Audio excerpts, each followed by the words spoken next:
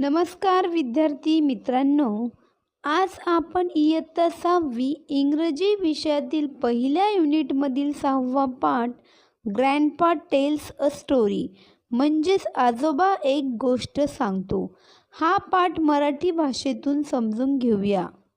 मित्रांनो, या पाठात आजोबा रोनक आणि त्याच्या मित्रांना कोल्हा आणि उंटाची गोष्ट सांगतात. परंतु सर्व मुलांनी अनेक प्रश्न विचारल्यामुळे आजोबा गोष्ट पूर्ण करू शकत नाही. मित्रांनो, येथे आपली पण निराशा होते, परंतु ती भरून काढण्यासाठी पॉइंटर्सच्या तिसऱ्या प्रश्नात टिट फॉर टॅटच्या माध्यमातून ही गोष्ट सांगितलेली आहे आणि आपण ही गोष्ट मराठीतून समजावून दिलेली आहे. चला तर मित्रांनो, गोष्टीला सुरुवात करूया. 1.6 ग्रँडपा टेल्स अ स्टोरी. आजोबा एक गोष्ट सांगतो. Grandfather was telling a story to Ronak and his friends. आजोबा रोनक आणि त्याचे मित्र यांना एक गोष्ट सांगत होते. Grandpa, once upon a time near the water's edge. आजोबा, एकदा एकेकाळी नदीच्या किनाऱ्याजवळ. Ronak, excuse me grandpa, what is an edge? Ronak, माफ करा आजोबा, किनारा म्हणजे काय? Grandpa, my dear boy, allow me to complete this sentence. आजोबा, माझ्या बाळा, मला हे वाक्य पूर्ण करू दे. Once upon a time, a camel and jackal lived by a river near the water's edge. एकेकाळी एक उंट आणि एक कोल्हा एका नदीच्या काठावर राहत होते. And on the other side of the river, there was a village with fields and farms. तेथे एक गाव आणि शेती होती. Now can anyone help Ronak with the word edge? आता कोणीतरी किनारा या शब्दासाठी रोनकला मदत करील काय? Ishaan, let me guess, is it the border or the line where one thing stop and another begins? Ishaan, मी तर्क करत होतो, ही सीमा आहे की रेषा जेथे एक गोष्ट थांबते आणि दुसरी गोष्ट सुरू होते. Grandpa, you are right. Now the jackal was very clever. आजोबा, तुझे बरोबर आहे. आता कोल्हा खूप हुशार झाला होता. He tried to play a trick on his friend camel who was happily munching away. त्याने त्याचा मित्र उंटाबरोबर एक युक्ती खेळण्याचा प्रयत्न केला जो आनंदाने दूर जात होता. राधिका, ग्रँडपा, कुड you please repeat the last phrase? Radhika, आजोबा, तुम्ही शेवटचे वाक्य पुन्हा सांगाल का? Grandpa, happily munching away. आजोबा, आनंदाने दूर जात आहे. The camel was happily and slowly eating or munching away his food. उंट आनंदित होता आणि हळूहळू खात आहे किंवा खाल्लेले अन्न काढून टाकत आहे. चिल्ड्रन, ओ मुले, अरे रे रे. Grandpa, the jackal began to tempt him to go for a sugarcane treat. आजोबा, कोल्ह्याने उंटाला उसाच्या पार्टीसाठी भुरळ घालण्यास सुरुवात केली. Vidya, pardon grandpa, I didn't get the last word, could you repeat those? Vidya, क्षमा असावी आजोबा, मला शेवटचा शब्द समजला नाही, तुम्ही तो परत सांगाल का? ग्रँडपा, अ शुगरकेन ट्रीट. आजोबा, उसाची party. Vidya, sorry grandpa, but I did not understand the phrases a sugarcane treat. विद्या, माफ करा आजोबा, परंतु ऊसाची पार्टी हा वाक्यप्रचार मला समजला नाही. Grandpa, a treat is something special that one enjoys. आजोबा, पार्टी म्हणजे काहीतरी विशेष ज्याची सगळेच मजा घेतात. The jackal wanted the camel to go with him to the sugarcane field. कोल्ह्याला हवे होते की उंटाने त्याच्या सोबत ऊसाच्या शेतात जावे. अक्षय, can I explain further? The jackal and the camel were going to eat and enjoy the sugarcane from the farmer's field. अक्षय, मी अजून स्पष्टीकरण देऊ का? कोल्हा आणि उंट दोघेही शेतकऱ्याच्या शेतात ऊस खाऊन मजा करण्यास जात होते.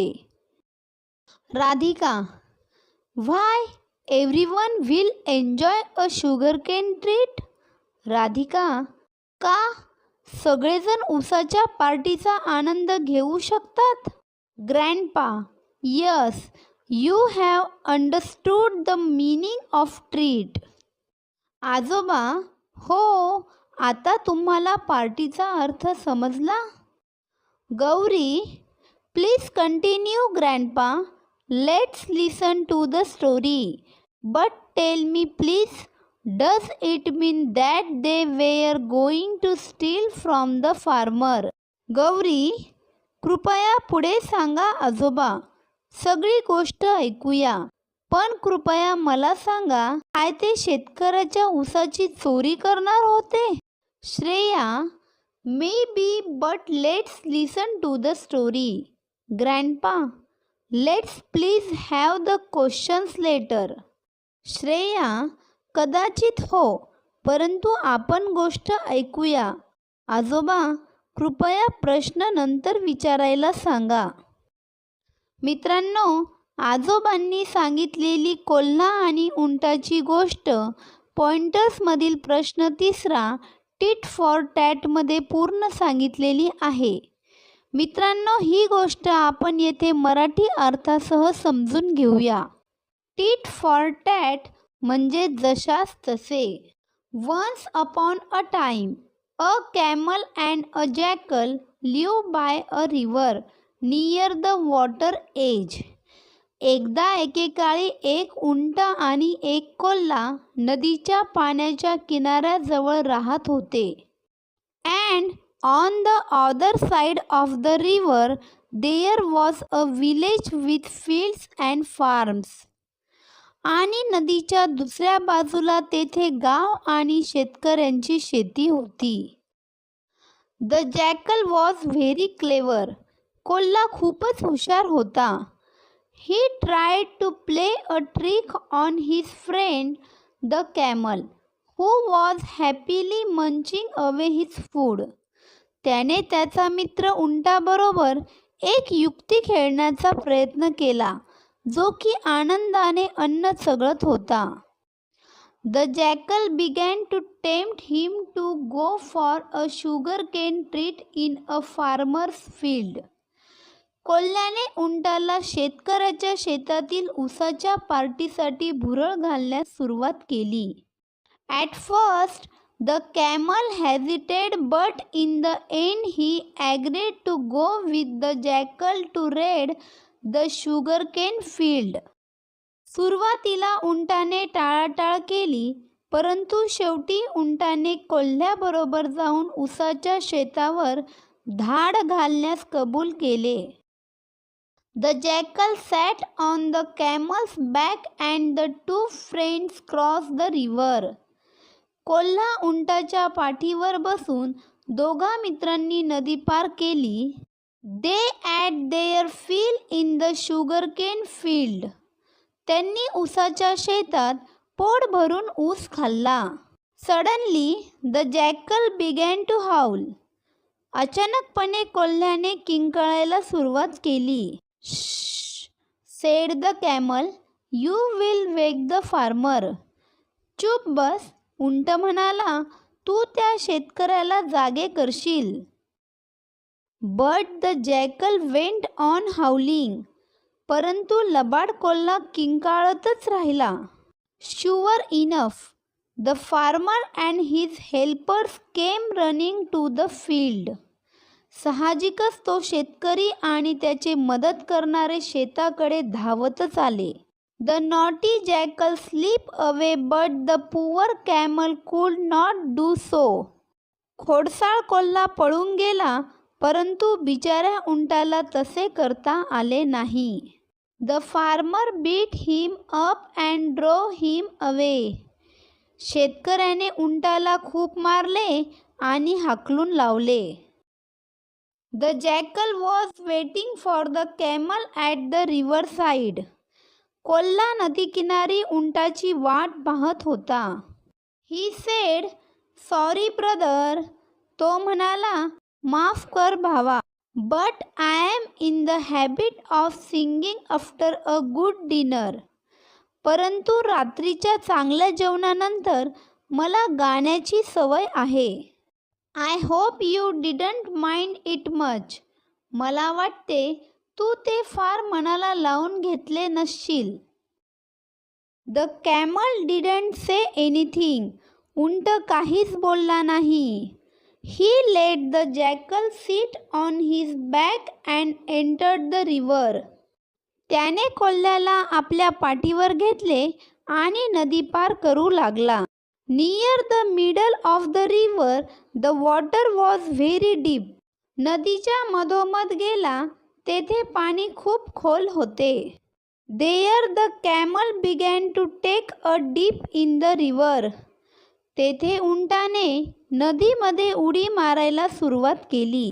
The jackal was frightened. कोल्हा खूप घाबरला.